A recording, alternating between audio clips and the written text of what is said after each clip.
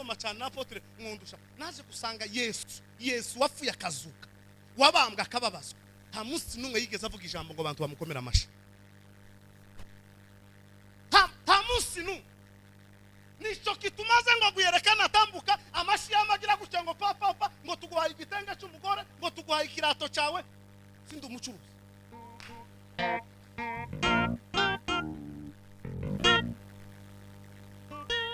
naho bimu butumwa bwa twaratamye turatarama mu giterane kimwe umurevero umwe aranyongorera ati yewe uyu munsi ga wigishe neza baradusezerera iyindi minsi nigishije nabi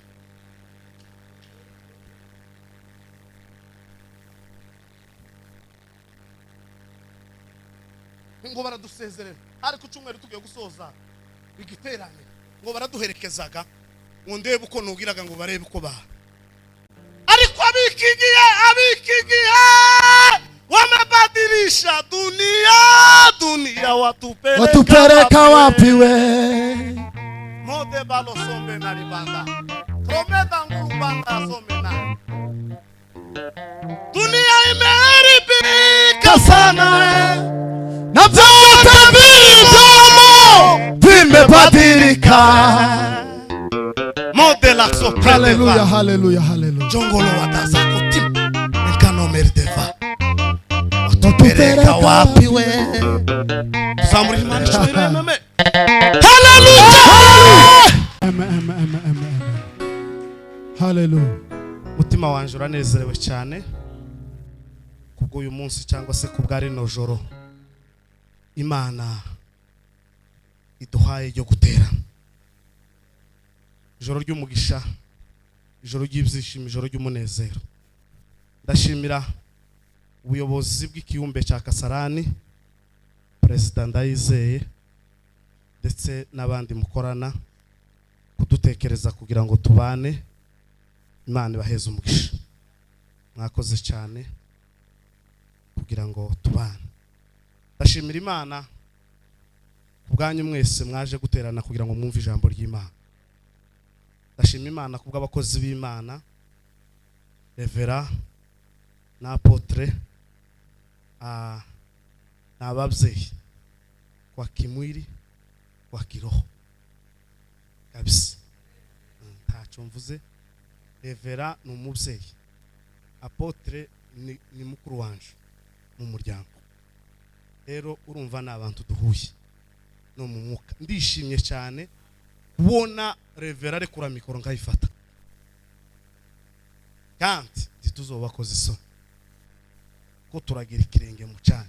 Muhumure, hazosigare batandatu mbarimo, hazosigara umwe mbarimo.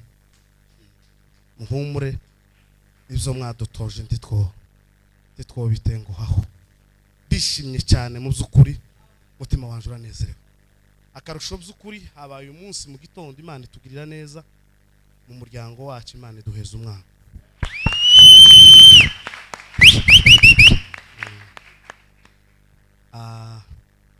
N'ibyishimo byinshi. Iyo umudamu atwite uzugira impungenge nyinshi, ariko Imana yo mu ijuru iradufasha, arabyara, abyara neza. Ramubwira ngo ubwo wabyaye neza ngiye gutarama. Nta kindi no kwitura Imana usibye kuja kwitaramira. Rero iyo Mana ishimwe yabikoze, ndatamba umwanya muto wo kwishimira. Tuseme amen. Amen. Amen. Kandi ngiye kwigisha. Nari nateguye amagambo ariko Revera aravuze, Mwuka w'Imana aranganiriza. Ndabona ntanavuga umwanya munini, ariko ibyo ngiye kuvuga nibiturutse ku Mana. Tuseme amen. Amen. Numvise ko bishika neza, nama numva nari Mana mpeze ijambo ndi bubwirize, ariko uyu mukunga bagize ucya hakurikiyeho nariko ntegera ibyo Revera yigishije, numva ko nanje ibintu bitubuka. Tugiye kuganira muri uyu mwanya muto. None tugiye gutamba iyi nanga nyine yari irimo gucya twari tumeze, abifatikanye natwe gushima Imana batambuke. Amen. Ndashima Revera yabivuze, ndashima Imana. ukumuza mubona Imana yaduhinduriye ibintu bikomeye. Ntabwo nari nzi ko guyerekana nutambuka imbere y'abantu ngo mbwirize bizoshoboka. Urevera babwiye akazi kanje kara ko gufata amapepo gusa no kwanga umuroza haba.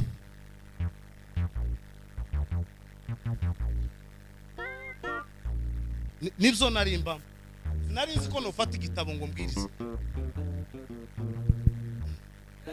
Twigeze gukurikirana igiheko ku kibuye kiraducika ndarira buraca.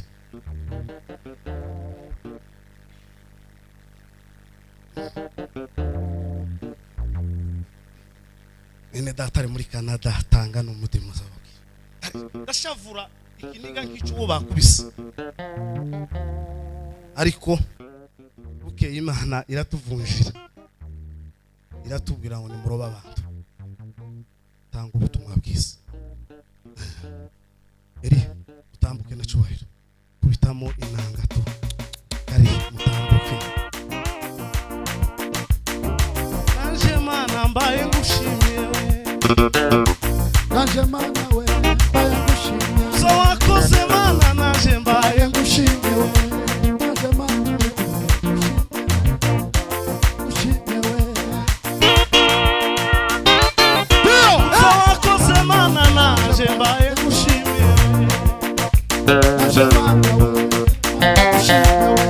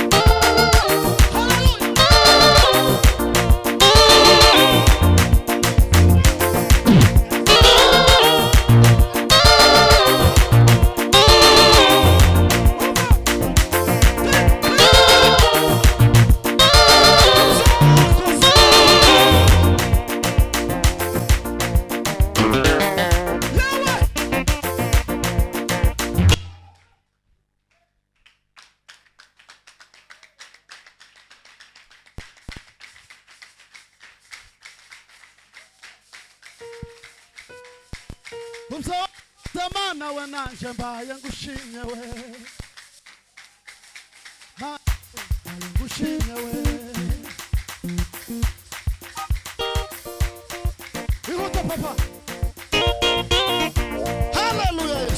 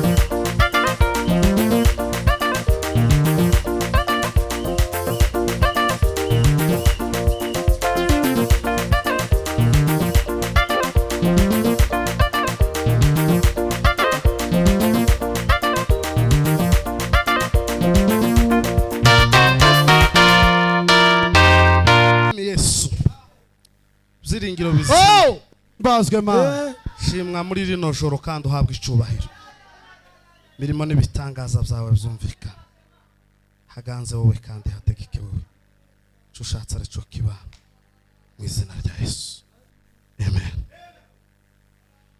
Eka Bonfils yadufashe gusoma ijambo ry'Imana. yes yes yes Hallelujah. Haleluya. Ora kuri sentinu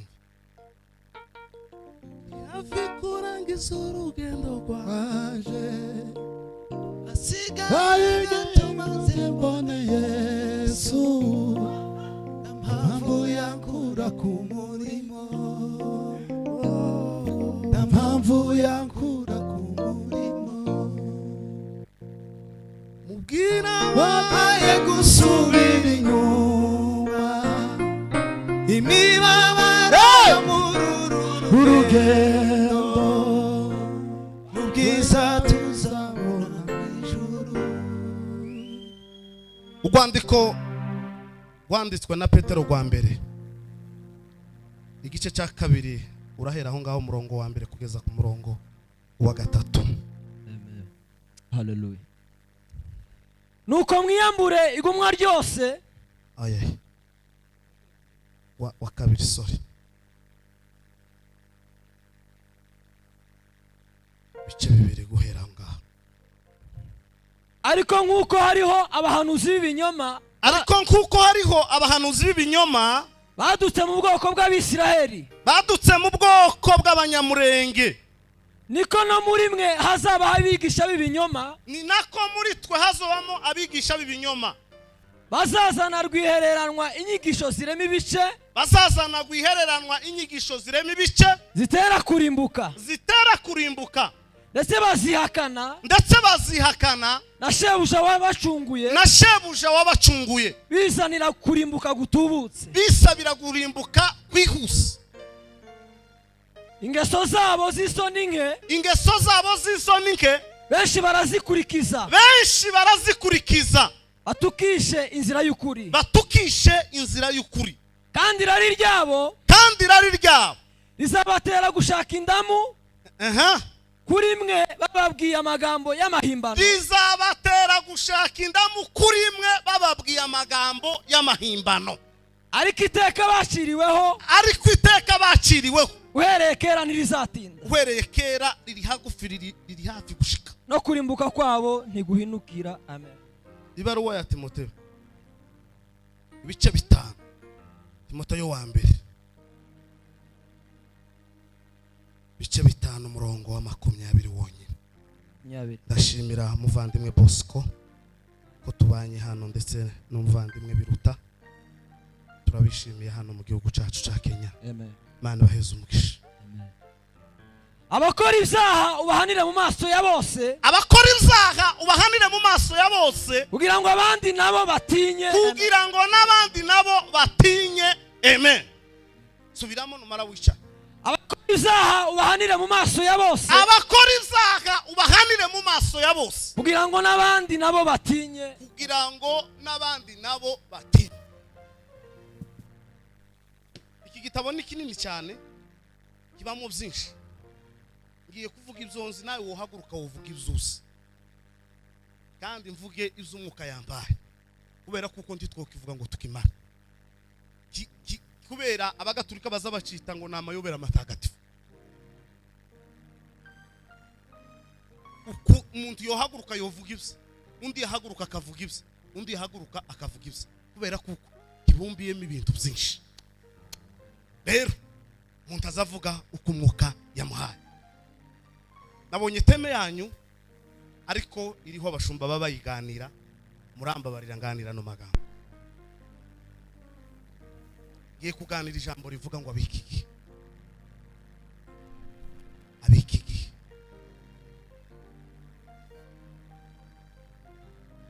Ijambo rivuga ngo abikiki.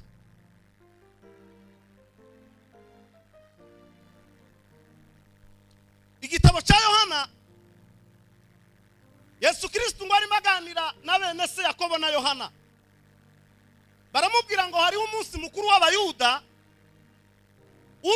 uje kwiyerekana ugaragaza imbaraga zawe tuzo tubona uko bitangaza ariko abantu ntibakuzi. None hariho umunsi wateranije abayuda bose, ngwino uje gukorera ibitangaza bamenye kuko ufite impano, bamenye kuko uri umuntu ukomeye. Nibice birindwi Yesu ngo aje gusubiza bene se, arababwira ngo abisi ntibashobora kubanga, ngo ariko njewe barananga. Arababwira ngo nta kindi banangira ngo nuko nza mpamya kuko imirimo yabo ari mibi.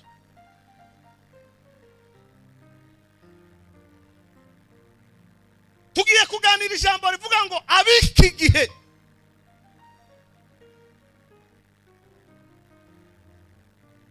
Ijambo ry'Imana ryatubwiye mu gitabo cya Petero riravuga ngo kuko muri mwebwe Bwana sifiwe, ngo mu bwoko bw'Abisiraheli ngo hagwiriyemo benshi. Ariko ubu nyine Bibiliya ntiyayibwira Isiraheli, kirabwira twebwe twicaye hano. Iravuga ngo muri mwebwe hazogwiramo abigishwa b'ibinyoma, abigisha b'ibinyoma, kandi ngo ababigisha ngo bazigisha bakurikiye ngo indamu yabo. Dufite abigishwa b'iki gihe bakurikiye indamu zabo. Dufite abayumbe b'iki gihe bakurikiye indamu zabo. Dufite abaririmbyi b'iki gihe bakurikiye indamu zabo. Dufite abapasiteri b'iki gihe bakurikiye indamu zabo. Ariko bivuga neza, aravuga ngo abo ngabo ngo kurimbuka kwabo ntigutinze ko kurihuta cyane. Semeni amen. Turi kumwe. Haleluya. Wengine wamevunja ndoa we, wengine ni walevi, wengine wamevunja ndoa, wengine ni walevi.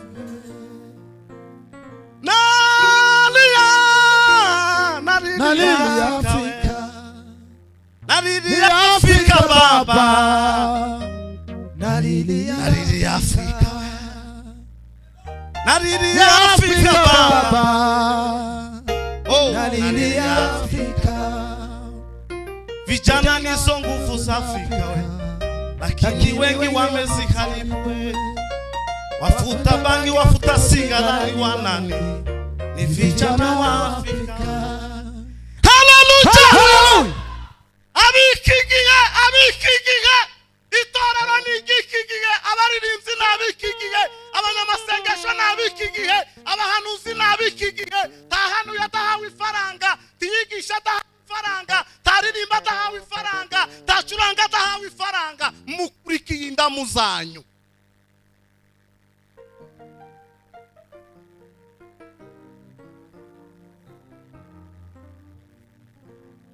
Mani tubabare.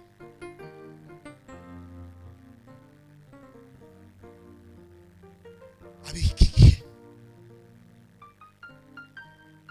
Aravuga ngo abo ngabo bazoza n'inyigisho za guyerera ngo zo gucamo abantu ibice, inyigisho zidashitse, inyigisho zimaze. Abo ngabo nabiki gihe kandi agwiriye mwito. Tuseme amen. Bagwiriye mwito. Paulo arimo yandikira Timoteyo runo rwandiko, yamwandikiye runo rwandiko ashaka kumubwira hejuru y'abakuru b'itorero, amwereka uko agiye kugenda agomba kuyobora umukumbi w'Imana neza. Aramubwira ngo Timoteyo, umuntu nakora icyaha uzomuhanire mu ruhame rw'abantu, kugira ngo n'undi nawe wari ufite gahunda yo gukora icyaha atinye.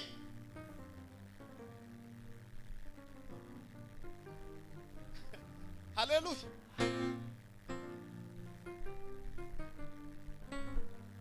Umuntu nakora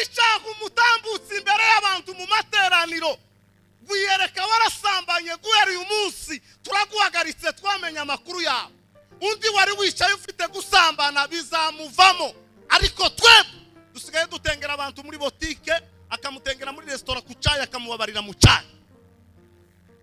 Amapepo arabona ko kamati kanisa itengera umuntu muri restaurant. Mwese nti mufite amakanisa ni mumbwira uwo baheruka gutenga ninde.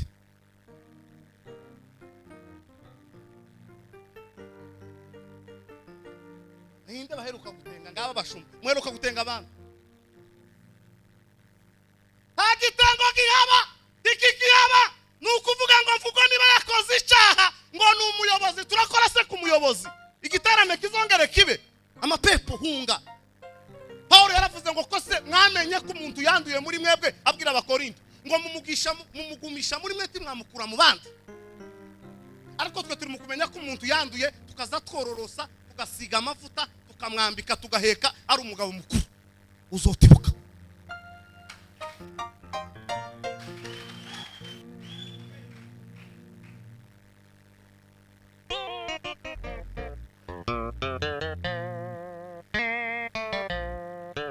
Semeni amen.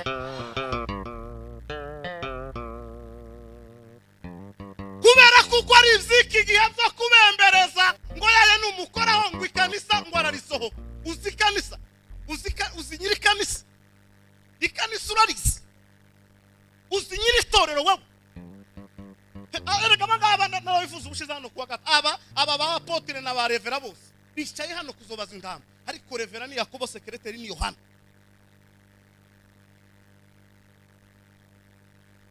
Ngaho mbwira Yohana se numusinzira ruswa izoturuka he muzohanwa.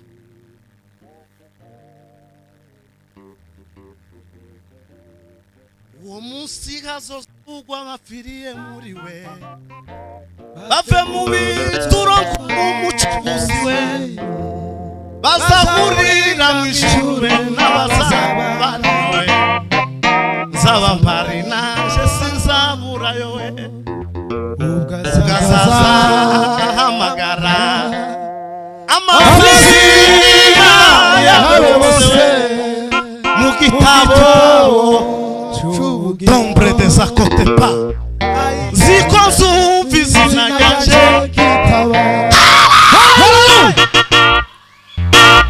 Bana sifiwa sa Nyinyi waombezi nyinyi waimbaji mwebwe abikigihe Kondi gitara azasambanya Perezida azasambanya kondi gitara usigaye uheze utazi kuririmba utazi kuririmba ariko sigaye afata mikoro kubera kuza umusambanya.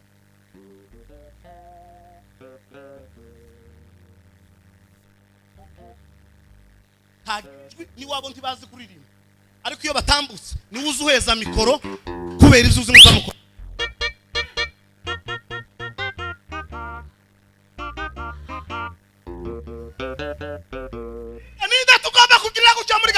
Ni Bonfils ngo yagize gute Bonfils afite ifaranga turava kuri Bonfils nitumara tugende gute pesa si butumishi.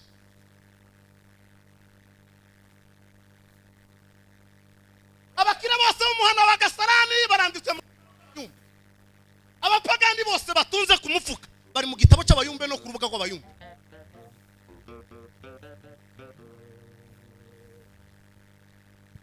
Ha gitabo ndayize yazojana mu ijuru cy'abayumbe.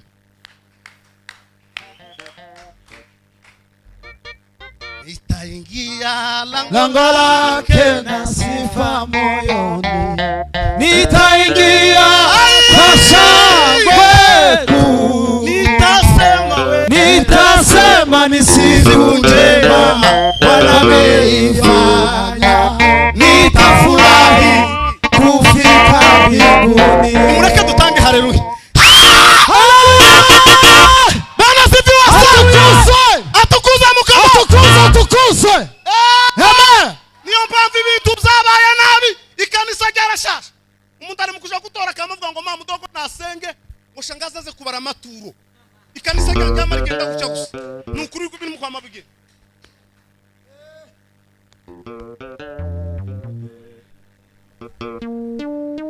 Haleluya. Tusipojenga juu ya Yesu. Kazi zetu Msingi bora ni Yesu. Jenga juu ya Yesu. abikigiye baravanze biravangitiranyije ibintu n'uruherekane nuko amagenda gutya pamukuwa ni ushinzwe amaturo pamudogo ni uzo wakira abashitsi anko ni ushinzwe ikanisa familia church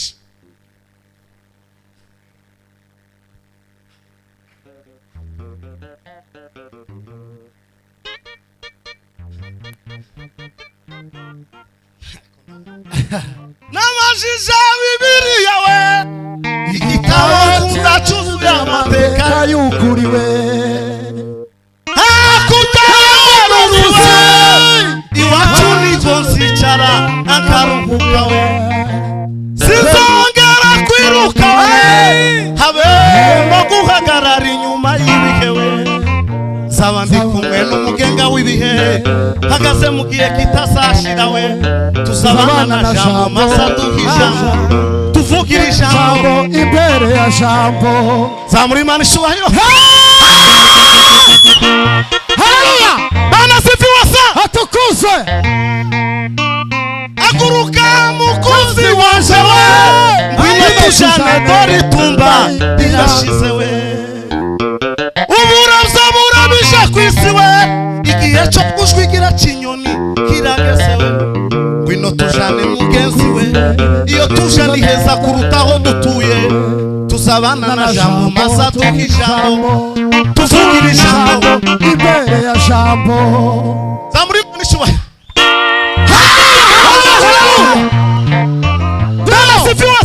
atukuzwe ariko bara tuzomenyana ba mukiristo twagaze ku musozi w'igikundiro aza gutambuka iwabo wabwenge na kamenyero natagokana mutarigana ngo bwari bwishe amaze kubona ngo atararara he baramubwira ngo hakujyara inyumba zizirimo batatu mwubaha Imana namwirizira nyirarukundo ngo ariko kugira ngo uraremo ngo birategwa n'imvugo yawe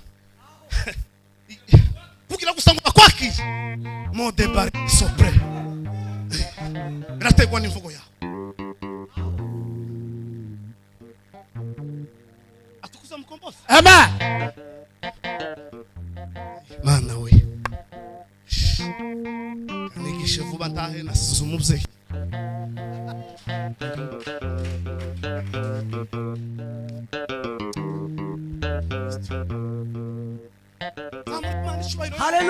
Hallelujah. Hallelujah. Paulo aramubwira ngo Timoteyo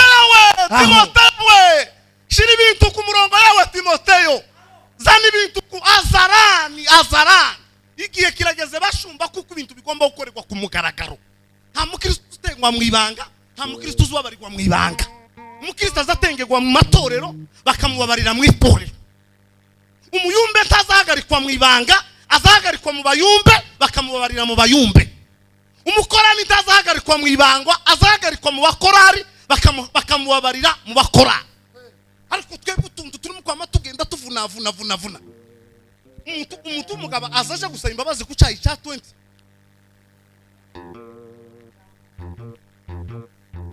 icyayi na capati yambaho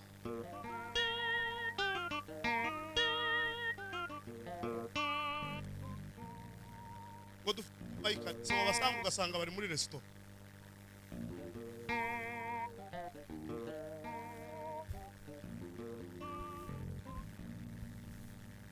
nabikigihe niko basa niko bamezeri Paulo yandikira Timoteyo aramubwira ngo Timoteyo we mu minsi y'imperuka abantu tubazoba bagikeneye amagambo nyakuri ngo bazoba bakeneye ngo amagambo ahuye n'irari ryabo ngo nimubabwire ukuri ngo bazopfuka amatwi ngo be kumva ukuri bakeneye kumva ngo bibanezeza nibyo mukeneye ngo tubabwire ngo mugiye hanze itegeko ry'impunzi no kuja hanze cyangwa ugafa cyangwa ugasubira iwanyu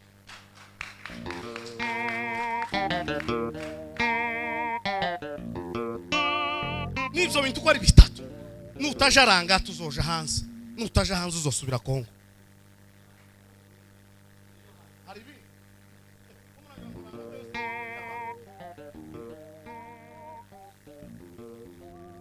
ariko ukamusanga ibintu byose zararangiye mu gitabo ngo nguheze ndaguha imodoka ntagira niga uzugeze umuntu inzu wawe ukodesha gute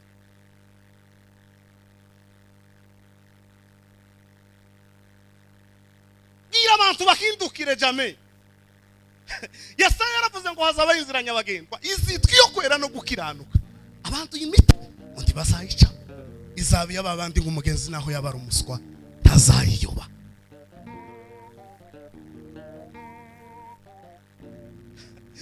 Narasomye bashumba wenda reveraza soma cyane na apotre mwundusha. Naje gusanga Yesu wafuye akazuka. Wabambwa akababazwa. Nta munsi numwe yigeze avuga ijambo ngo abantu bamukomera amashi. Nta munsi numwe.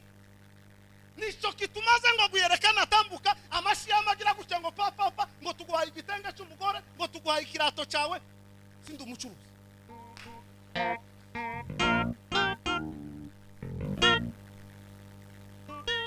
Naho bimu butumwa bwa twaratamye turatarama mu giterane kimwe umurevero umwe aranyongorera ati yewe uyu munsi ga wigishe neza baradusezerera. Iyindi minsi nigishije nabi.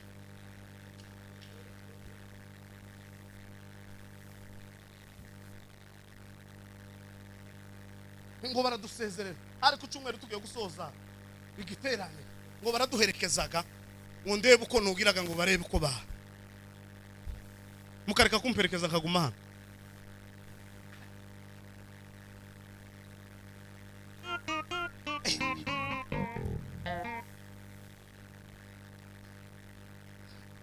Asoje tugire gushya. Semene amen. Amen. Hallelujah, hallelujah. Hallelujah. Umugabo yovuga ubutumwa ategereje ngo baramuheza refera yabifuza. Uko nukuri nanje mbivugiye imbere y'Imana. Sinzogushwa n'amafaranga yivuga butumwa. Kubwije ukuri nguri umuhungu tso dukunda kujana ni Bosco. Sinzogushwa n'amafaranga yivuga butumwa. Kandi abantu bazabona umuntu agenda bakagira ngo biraryoshe uzopima urebe ukuntu kubita. Bazama ngo namwe se ngo bavuga butumwa se ngo mwaragiye. Haraho uzugenda ukabura n'ikikugarura. Ukabura hurya ukayama. Ariko ukavuga icyakujana.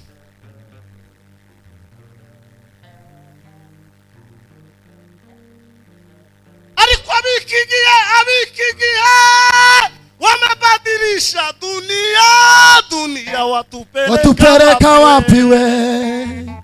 Mode balo sombe na ribanda. Prometa ngurubanda sombe na. Dunia imeharibika sana. Na vyote vilivyomo vimebadilika. Mode la soprano. Hallelujah, hallelujah, hallelujah. Jongolo watazako tim. Nkano merdeva. Watupeleka wapi we? Samuri mani shwere meme. Hallelujah! Nimureka duhinduke. Tuzadukora igiterane ndahize. Yere na gatanu tugeze ni gatanu turahindukira. Narabivuze ubushike kuri pasa. Tutuzi ngo pasa kanu kwambara kirato gisha no kwambara ikoti rishaje. Pasaka. Ayivuzeho hano na gatatu. Nisho twe tuzi numukutano uko hari abantu bafite imyenda yamiyinga gusa. Ariko wamubaza ico yatahanye agatahana umusono gusa watahira.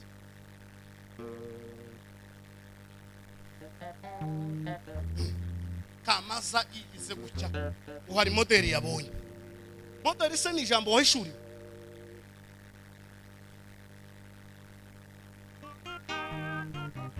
Soze ko ndataha. Mweguke. Reba. Abizi ko ibingibi bigamutaba mubikeneye. Uzamukenera ngo twama tubabwira ngo ibingibi ibiki. Uhindukire Yesu Kristo mwagize impuhwe yazana inkoni mwikazi. Ariko ubundi mwakagombye gukubitwa. Kuko bapagani dufite nabafite bibiri nabagira wokovu nabagira igitabo cyo gushimisha nabagira ingunga mu mazu yabo nabagira amafilimi nibo bapagani twujuje kuruta abo dufite hanze reve. Ukamubona umuntu none se uzunga ngo aramuvuga butumwa ngo atabibiri. Uja mwivuga butumwa ngo atabibiriya. None ndaho. Aja mwivuga butumwa ngo atabibiriya baratangaza ngo batangaze ngo bibiriya yagiye akana kagakobwa ngo kaba muri foye ngo kagira guke. Ati yayisize mu wanje.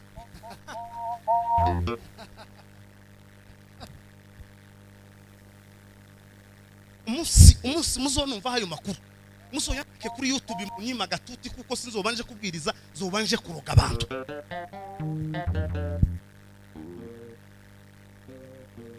zobanje kuroga abantu nta butumwa zambaje guta nta butumwa sinohaguruka mu gihugu ca Kenya ngo ngende ngarukire bushize nagarukiye Buvira ngo nimanije kurara mu nzu y'umwana w'umukobwa ngo hari gahunda Imana yanyeretse siwezi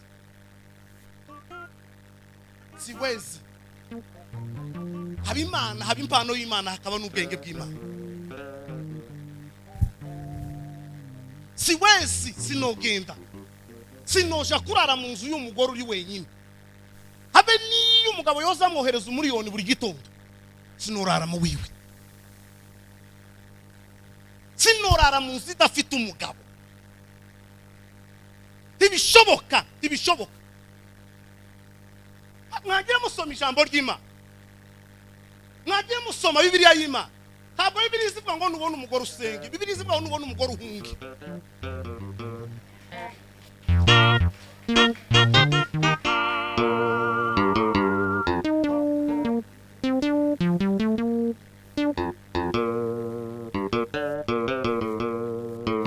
semeni amen ariko twebwe kubera ko ibintu twabiryohesheje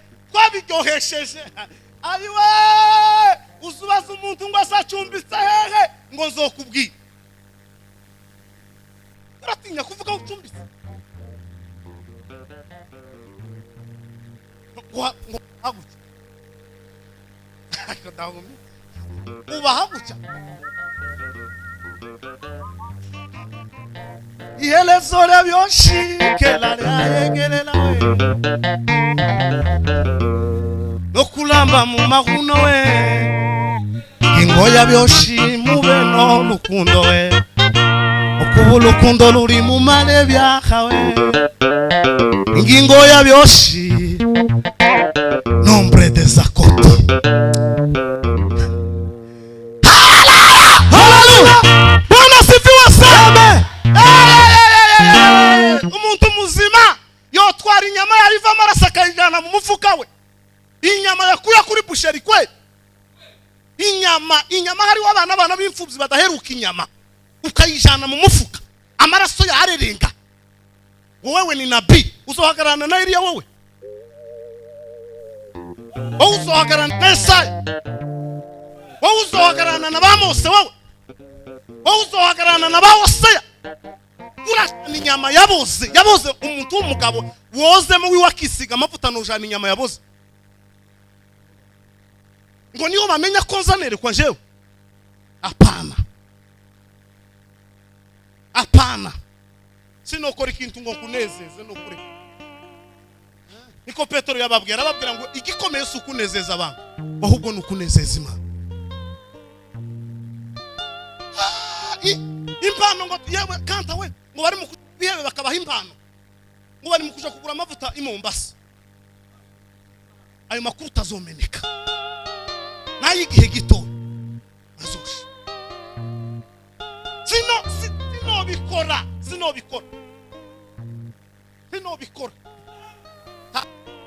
sinoja no kuta serende n'umudimu nigeze guhamagara inkubinya biheke marihe mu rujogo tatarapfa ndahwera kwa turi kumwe n'abamata kumba n'abadimu barabizi garura ubwenge nkwaga kwa mata njenye ariko nta munsi reve Imana yangiriye neza untinyuke kujana ishupa nta munsi sinojana ishupa sinza mvura inka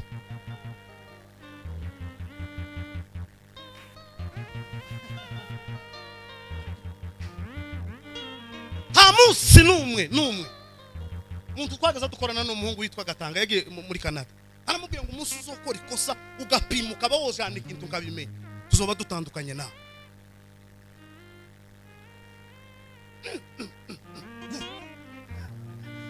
Imana yakanyarira akenda z'ijoro Mana narakubonye we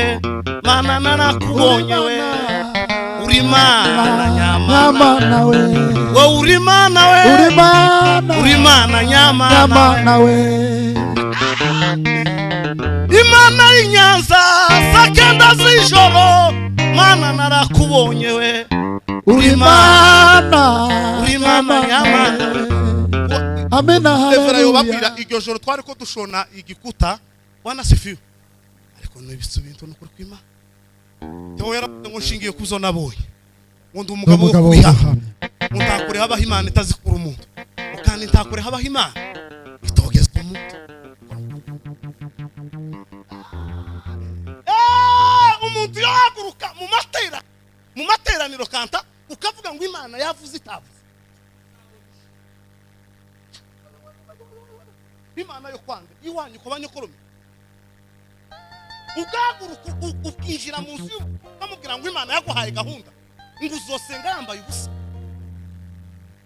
wanabii wa uongo chunguza wewe wanabii wa uongo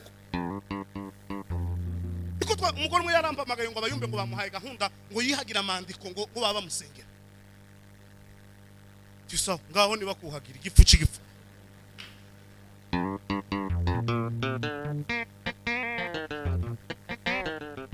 Jesus Esikundi wewe bokubwira gute ukabikora gute Para amapepo namwe yabateye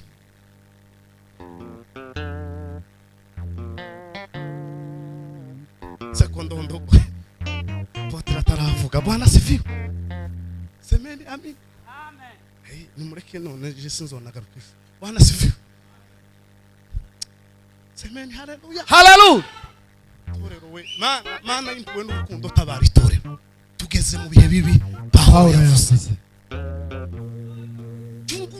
Chunguza revera we muzamusimbuka i Rwanda aho dukunze kuja ni Burundi ni Bugande baza makuru yacu ubaze ngo seguyereka iyo rino biba bimeze gute uko nukuri kw'Imana ubaza makuru ngo se biba bimeze gute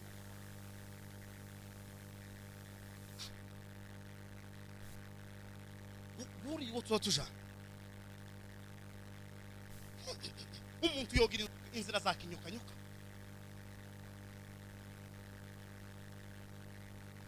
waruri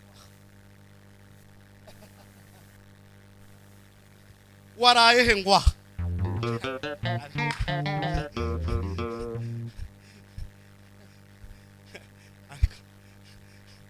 ariko yememe ariko Yesu we tabari itorero papa itorero ry'Imana abiki gihe bangirije itorero abiki gihe basenye itorero abaririmbyi biki gihe abayumbe biki gihe abavuga butumwa biki gihe abashumba biki gihe torero ry'Imana mwe nimwumve jambo riravuga ngo ufite ugutwi niyumva iby'umwuka abwira amatorero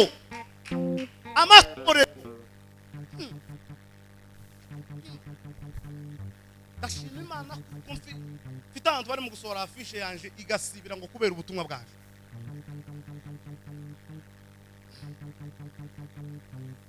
wayibona irasibira ngo ubutumwa bwanje ntibabukeneye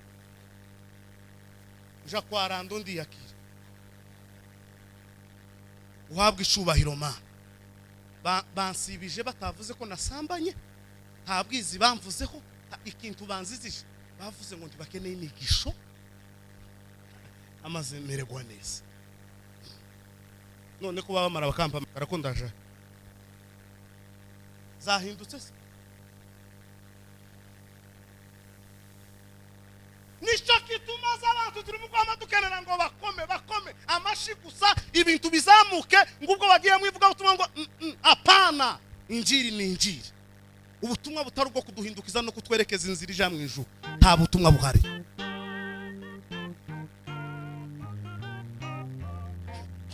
ukenera kuvuga ubutumwa ngo kugira ngo bazongere bagutumire ntinya ngo nico kigezwega ukazokerera abashumbuka mumanika ukamumuzamurira mu idara ukamutayo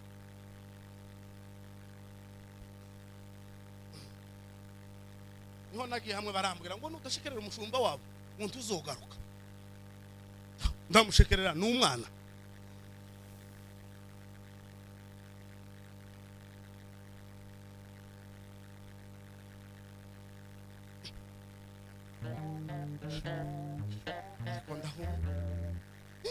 Erike we ngo igiterane cyaba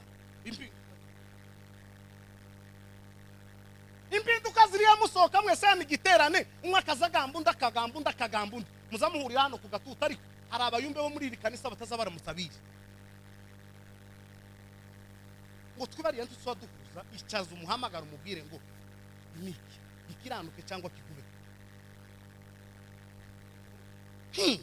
Ariko ni gute mvugo yotera indirimbo ntazamwemera namara ngazamura amaboko habe nje n'umushumba ntemera tiyo mpeza meza ngo nyango kuko ntaco yo mari tino yamwa.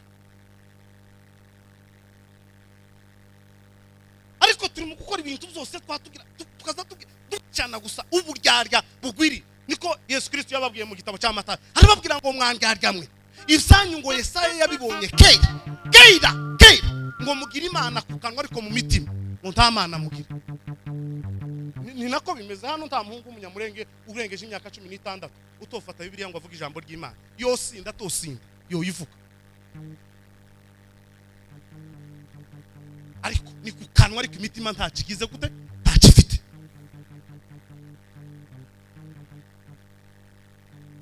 Muhindukire mumenye umwami Yesu uzaza ndagitinze, yapiga hodi kwangu mugeni yafika. Aba babyeyi ko baragenda nitwe twadusigara itorero rugesho, ariko ibintu turimo utugugu tutazi yo tuja. Abaririmbyi abayumbe iki kama pepo umuntu umuyumbe asanangiza igiterana akandikira umugore ngo wari wambaye neza kwe. Mu materaniro umugore wabandi ukamusukumira message ngo wari wambaye neza, ushinzwe kumwambika wowe.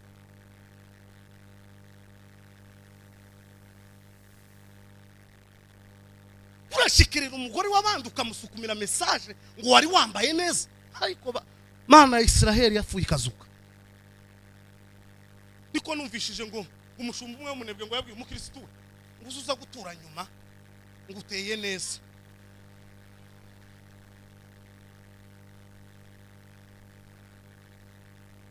Iryo ni ijambo umushumba yobwira umukristo.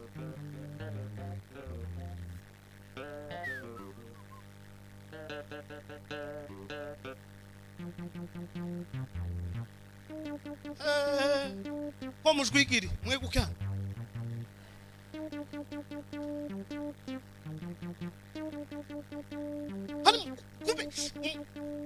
umuntu agahamagara umukristo wiwe ngo naze ngo amubwire icyo Imana yamubwiye, ngo azamubwire icyo Imana yamubwiye, yashika akamubwira ngo ndagusoma. Imana izituma umuntu muzorebe Yuda ntiyamusonye bakamwica somana gusa mutazi ibyo rimaze.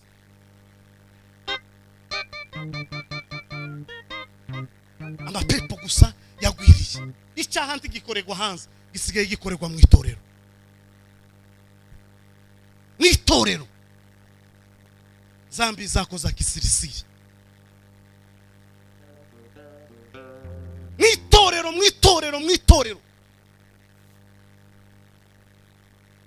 niho bigwiriye, niho byicaye. Ivyari hanze byose byarahunze bihungira mu itorero, zasanze mu itorero ari amahoro. Ninde muyumbe wasambanye aba kugatuta, ninde muyumbe wagize gucya aba kugatuta, ninde muririmbyi wagize gucya aba kugatuta. Ibintu byose nagatuta. Mazabaho y'Imana ko murayikinisha, ariko igitondo kimwe izohinduka uzisanga kure. Izi kwihorera ikakwihorera ikagira ngo urebe ko wohinduka umutima wawe, ariko ibyo wawe ukora turabizi. Niyo tutobimenya hari umugabo utazuhishwa, ngo arangiza kure iyo tutabona ni Yesu Kristo. Muririmbyi yaravuze ngo umunsi w'urubanza ngo uraje kandi uzahera mu nzu y'abizera. Gusa amaherezo y'abatizera ngo azamera gute? Muzamubwira se ngo urubanza rwacu ruzoja kubera ira kuri stage. Oya, uzahaguruka hano Yesu afagarike gwiyereka. Umunsi wari uhagaze imbere muri Gasarani wavuze iki? Wavuze igihwanye n'irari ryawe ntiwavuze ico nagutumye. Abiki gihe duhindukire tumenye Imana, dusenge Yesu, duhindure itorero tube abanyakuri kugira ngo Yesu naza azobona uko azozamura itorero. Ijambo ry'Imana ritugana.